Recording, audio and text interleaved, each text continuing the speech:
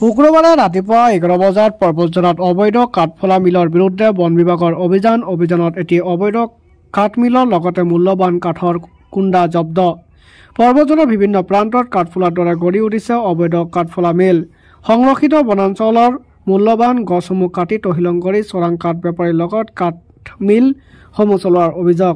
আজি গোপন সূত্ৰৰ খবৰ পাই সুপাৰীঘাট আৰু বাঁশবাৰী আৰু খৰাঘাট বন বিভাগৰ যৌথ অভিযানত বৃহৎ এটি দলে শিলাইপাৰৰ দ্বিতীয় খণ্ডৰ মল্লিকপাৰা গাঁৱৰ পৰা এটি অবৈধ কাঠ মিলৰ লগতে মূল্যৱান কাঠৰ কুণ্ডা জব্দ কৰে।